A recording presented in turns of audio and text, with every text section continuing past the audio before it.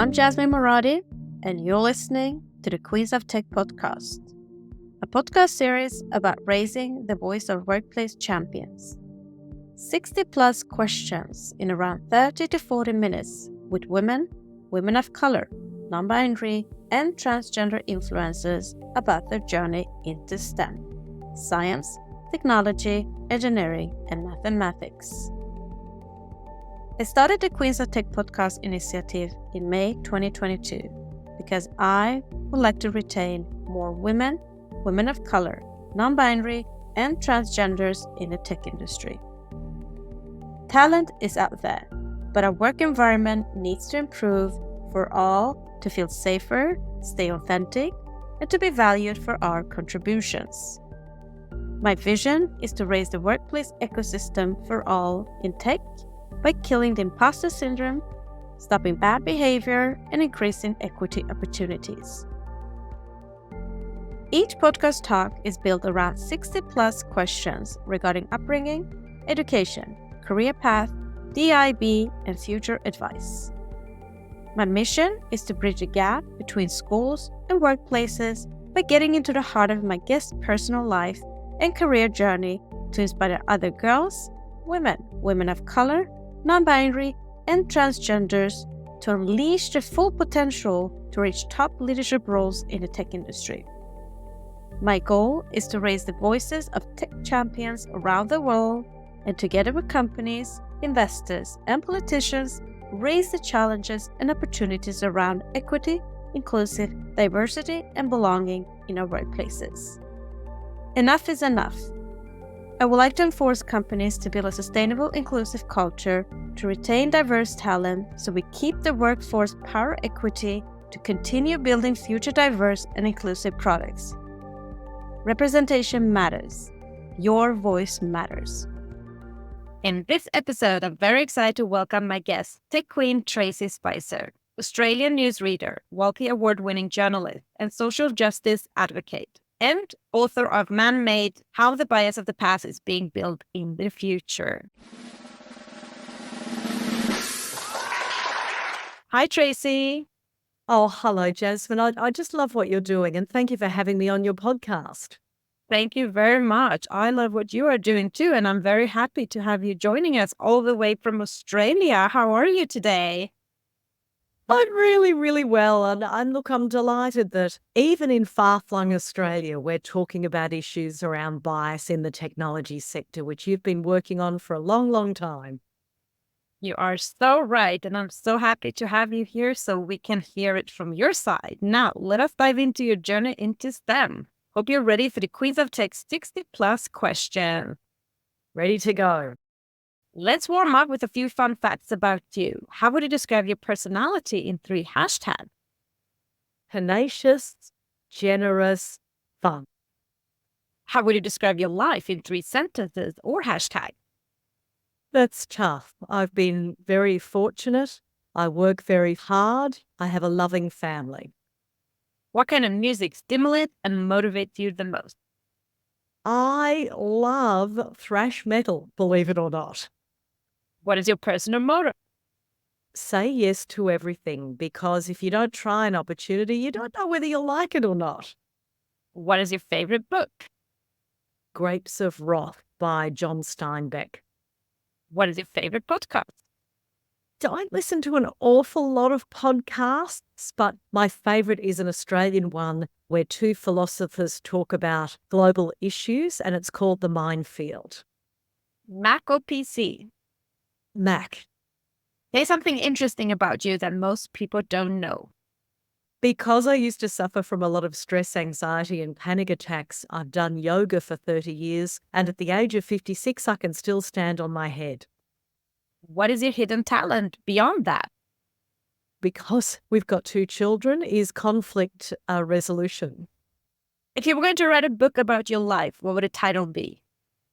I've written a book about my life, and the title was The Good Girl Stripped Bare. Amazing. Now, let us dig deeper. Our childhood has an effect on our adulthood. Our early experiences shape our belief about ourselves, others, and the world. Now, I want to discover your childhood, Tracey. Where did you grow up? I grew up in a place called Brisbane, which is in Queensland in Australia. I grew up on the outskirts of the city and it was a little bit like a big country town.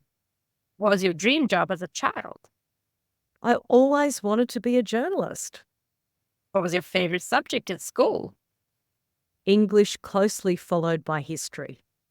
What was your least favorite subject? So it was anything to do with sport or running or physical education.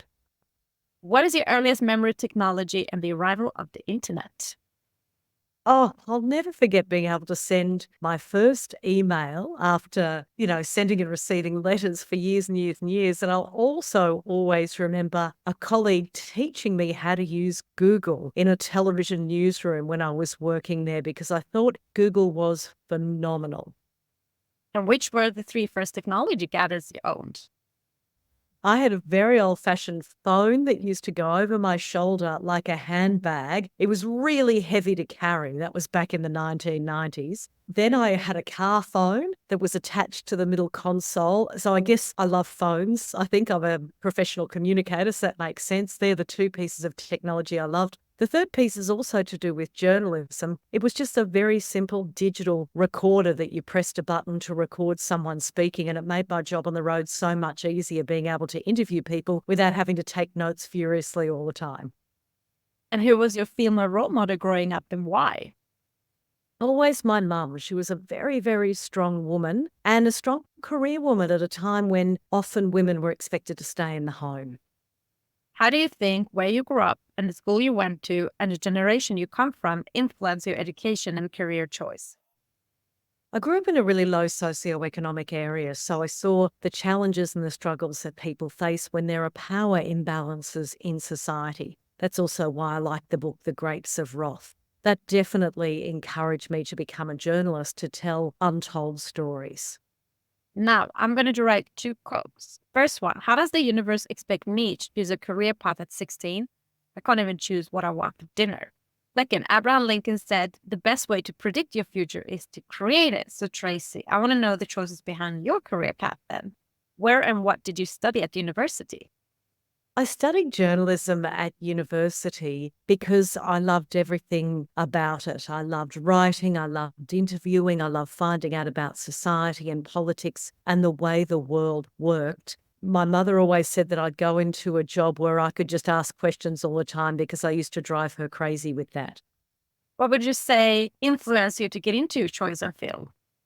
I think every journalist goes into it wanting to change the world and make it a better place, fairer and more equitable by telling those untold stories. I like listening to people. I like the variety of it. You meet so many different people in a variety of fields that you otherwise wouldn't in different types of jobs. What professional roles have you had before that led you to write your book, Man-Made, How the Bias of the Past is Being Built into the Future?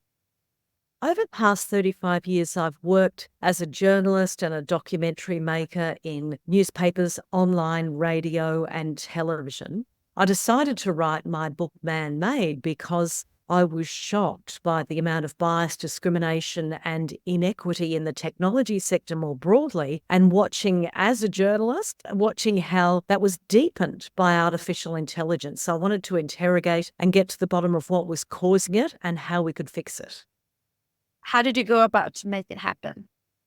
I researched my book for about 7 years and interviewed experts around the world. Most of them were ethicists who work in the technology sector. Some were people who work more deeply in specific areas, like with deepfakes, for example, or voice technologies. And I really struggled to explain technological concepts in layperson's terms, but I guess that's one thing that journalists are supposed to do. Then it took me a couple of years to write the book, and I wanted anyone to be able to read it from the age of 16 upwards, even if they had no interest in technology.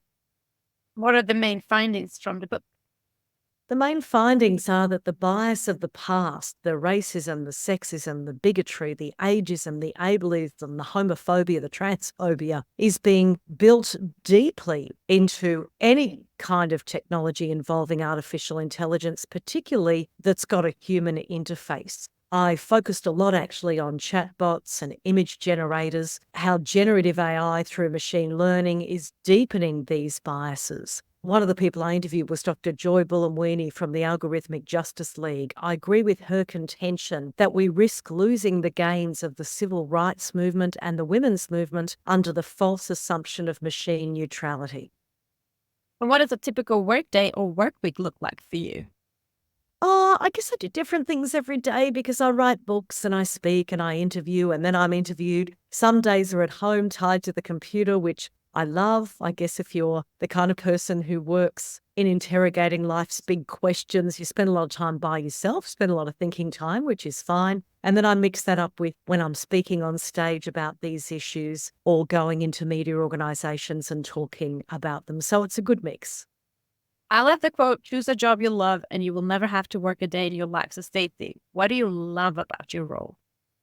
It's true. We say that to our kids. Choose a job you love and it won't feel like work. It'll be your passion. And you won't mind working at different ends of the day or longer days because it's a joy. It'll satisfy and stimulate you. And what is the best experience you've had in your current role so far beyond writing this book? An example?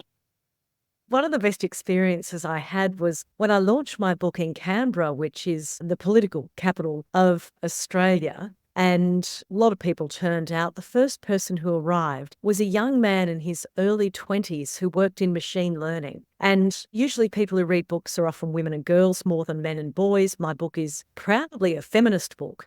But the fact that a young man turned up and said to me, I wanted to come along because I want to be one of the good guys. I want to try to fix these problems of inequity in the tech industry and sexism and misogyny and racism. I just loved that. I love that with my book, I'm reaching an audience that I didn't expect to reach, an audience that could really change things too.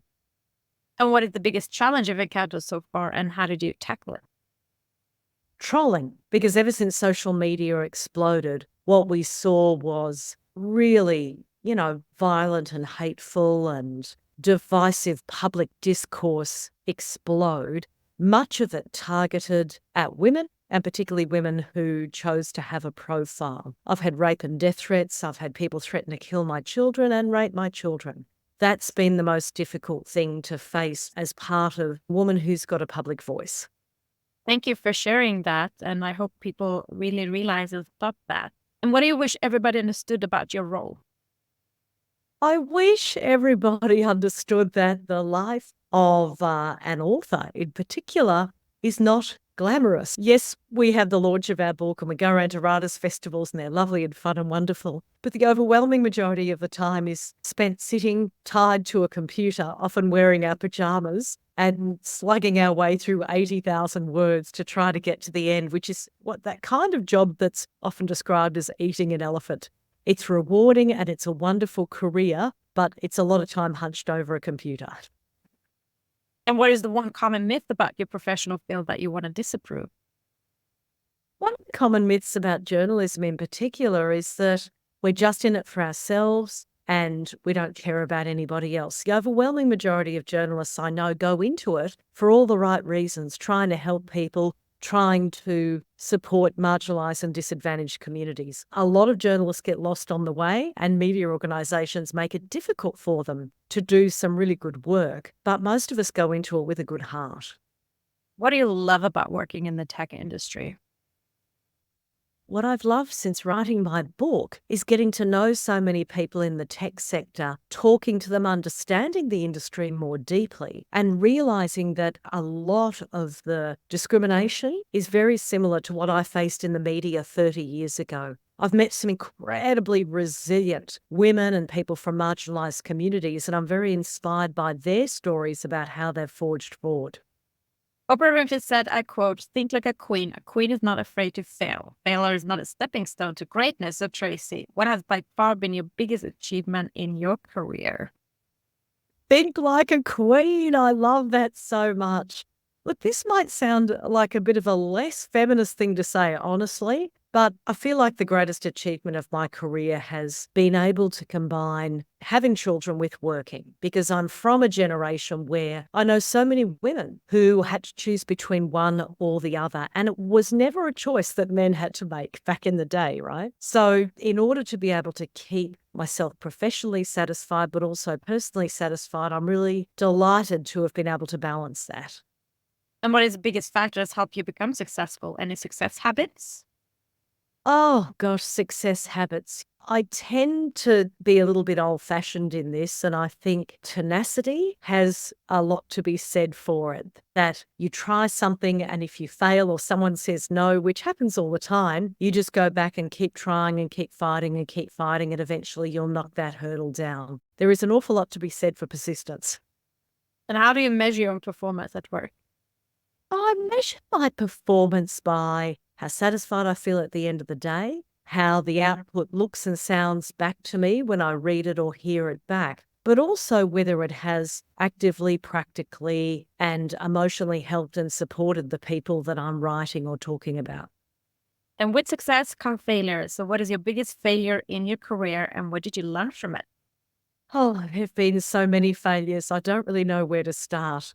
I ultimately, when I was in my 30s, took a major television network to court for maternity discrimination. But by the time I did that, I was 39. And for all the years beforehand, I failed to stand up for myself and others when I experienced sexual harassment and abuse in the workforce, a discrimination, gender pay gap, lack of leadership opportunities, all those things that women face. I failed to do anything about it for far too long. And I'm ashamed of that, but also when you're young, you have less power than your managers. So I've forgiven myself, really. I was a little bit scared. It was an unfamiliar environment. And then ultimately I learnt that not standing up for myself, it doesn't really work in the long term. It's always worth fighting the good fight.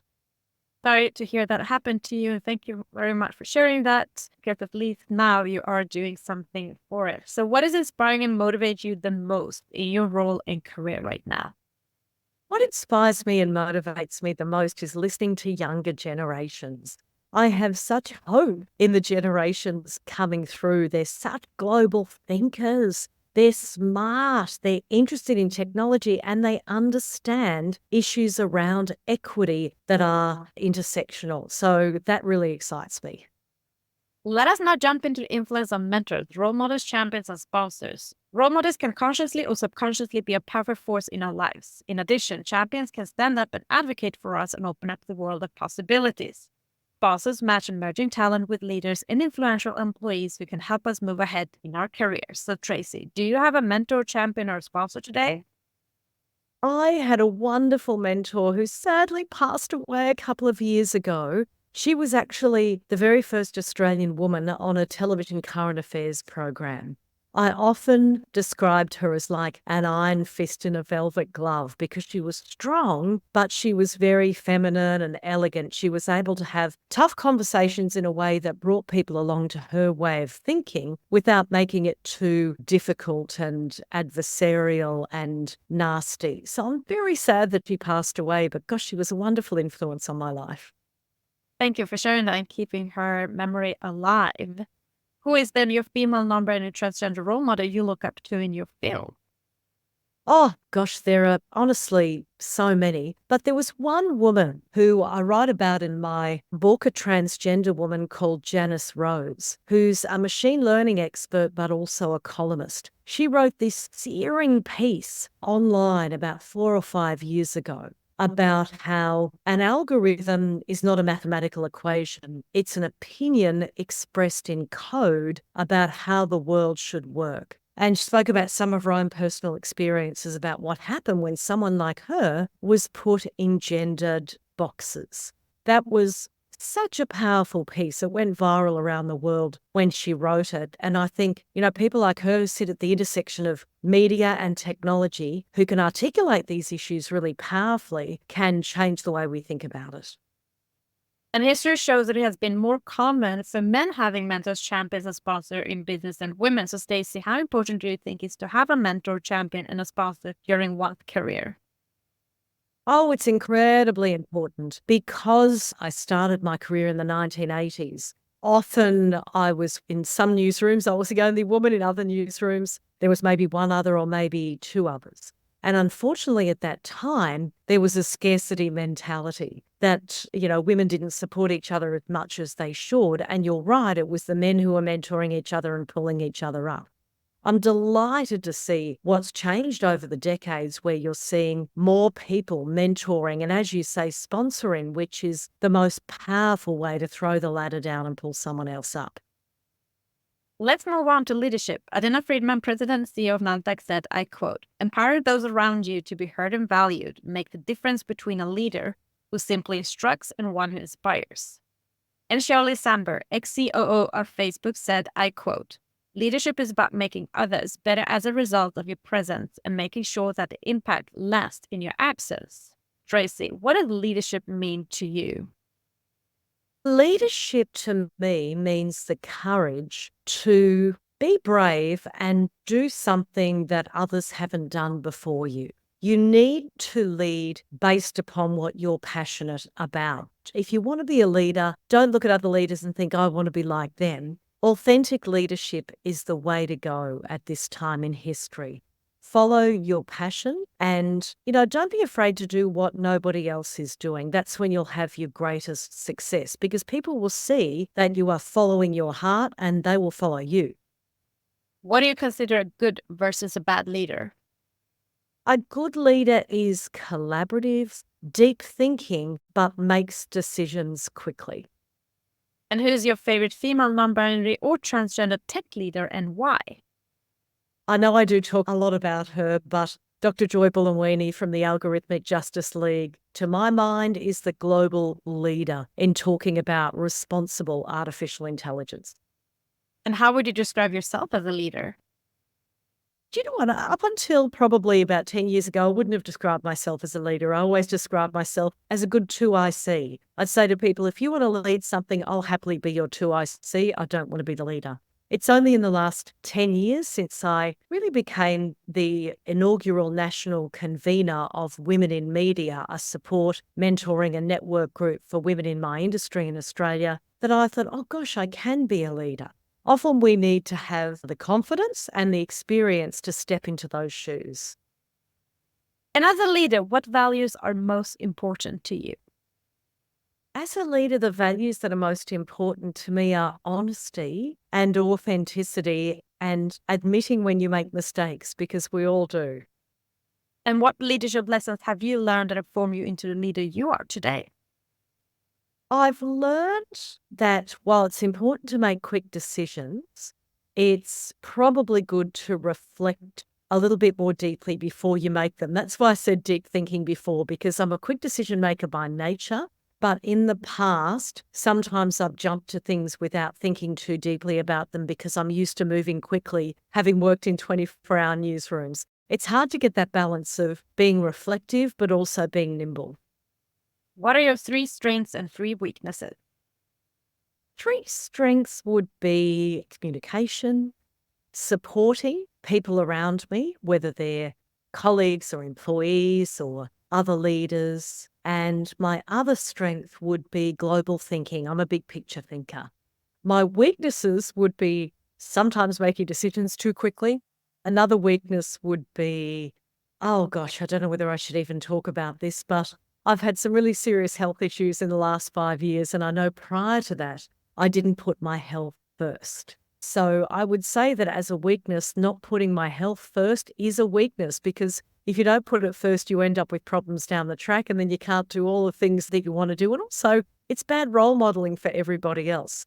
And the third weakness I would say is I get very impatient with bureaucracy and jumping through hoops rather. Regulation and legislation is incredibly important, particularly in the tech sector. I find that if I have to personally jump through too many hoops to do something, I find it frustrating. And that's a weakness because there's always a reason for why you've got to fill out those forms. Let us now jump into the hottest topic in business today, workplace culture, unlocking the power of diversity, equity, inclusion, and belonging. Tracey, what does diversity, equity, inclusion, and belonging mean to you personally? I'm so glad we're having the conversation about this from an intersectional perspective these days, because initially, when I went into the workplace, the only conversations you'd have about diversity were around getting more women in. And while that's important, there are a lot of aspects that were ignored. Now it's multifaceted and I love that.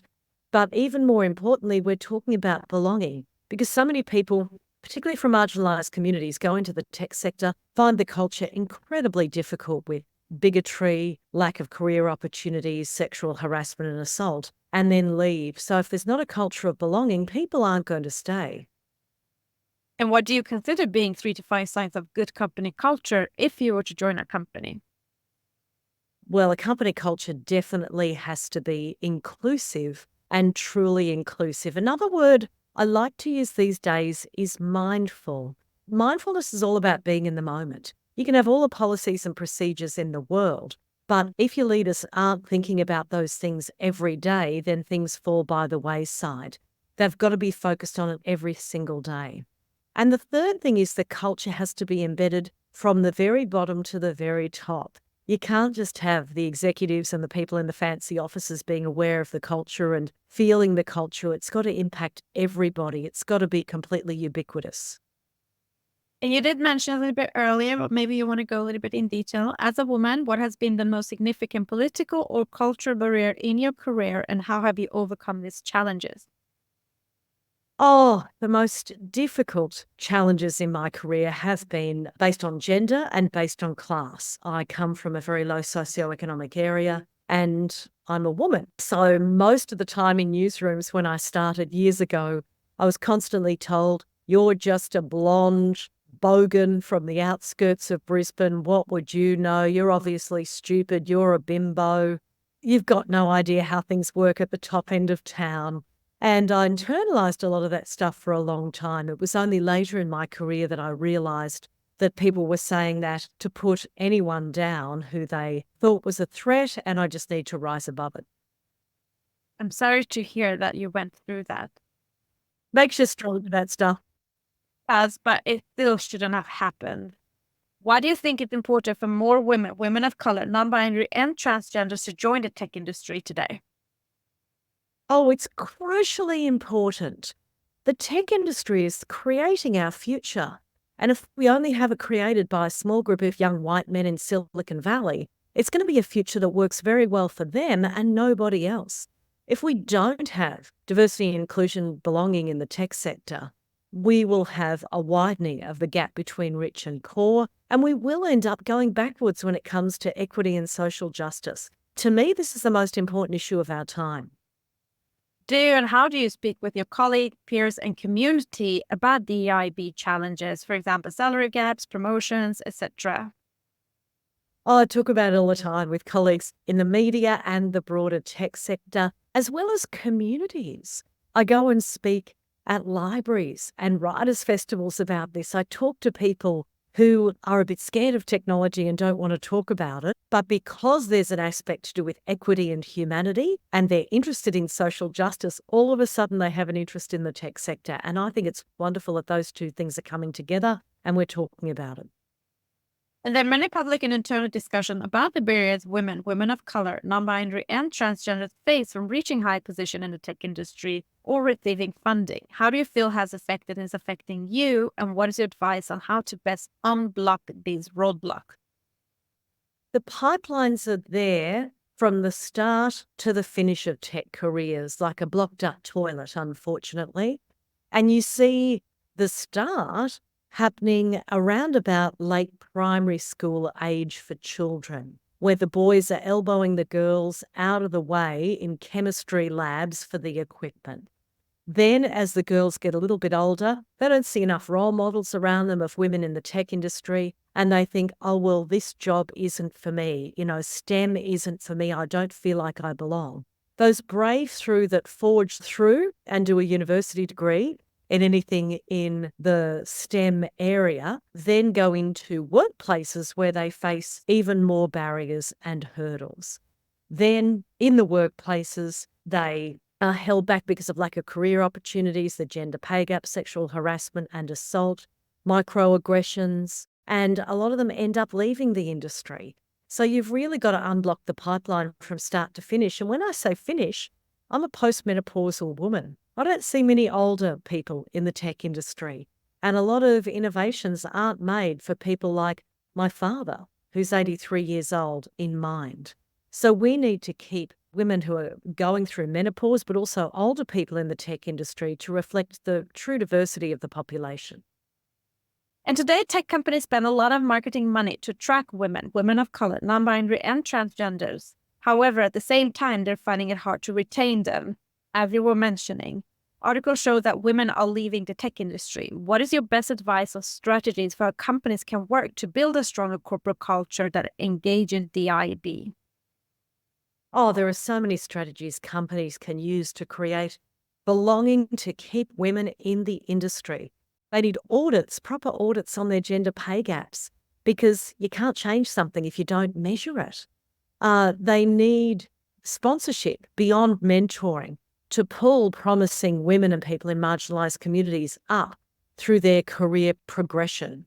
They need really robust Scandinavian style, I would say, because our policies in Australia have not been that great historically, parental leave, where there's incentives for men to take parental leave so women can get back into the workforce more quickly, because part of the problem is that big gap in the career that tends to make it a plateau.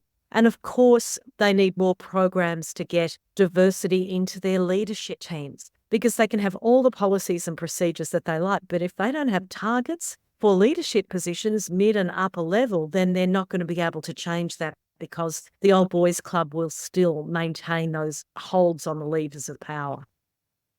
What would you say are the few factor of challenges of implementing a DEIB culture in a workplace and in the tech industry today?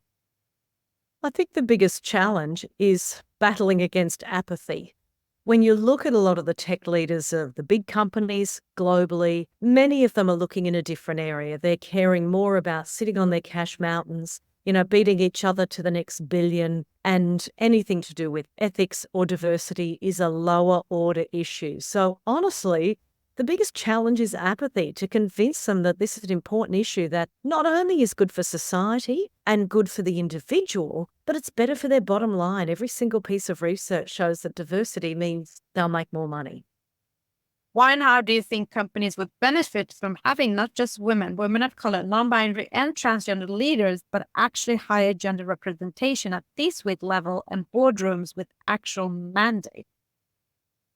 Oh, yes, there's got to be targets, quotas, it's got to be mandated, otherwise nothing will change. And when that does change in companies, we know that they make more money. We know that the culture is better because it's inclusive from the get-go.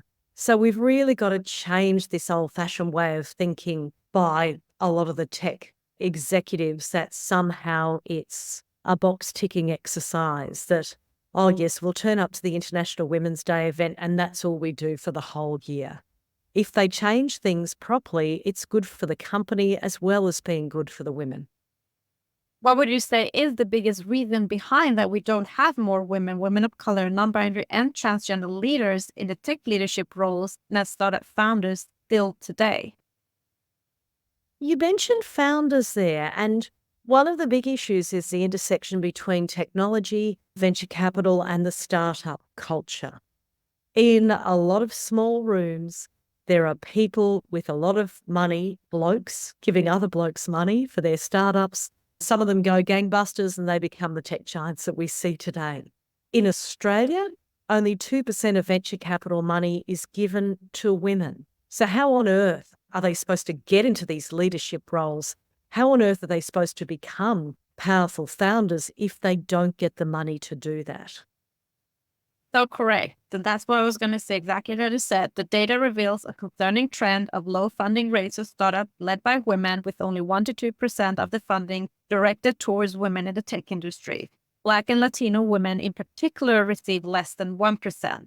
So what factors do you believe contributes to this imbalance, and what strategies can be activated to increase funding for women-led startups? Well, there's both unconscious and conscious bias that works there under the umbrella of the old boys club. There's a lot of giving money to your mates because you think they're a good bloke, right? And there's not a lot of transparency in that world. We need to shine a light in dark places. And for example, there's really simple things that governments can do. Actually, in any country, they could do this. Governments could say, okay, we're only giving you government money to support your company if you have a certain number of women and people in marginalized communities who are involved at the upper levels and also, throughout the company. But you're right, leadership matters. So I think we need to get some financial levers in there to break up that old cabal. And how much do you think the tech industry has changed regarding the IB since you joined? Gosh, it's changed a little bit, but the pace is glacial.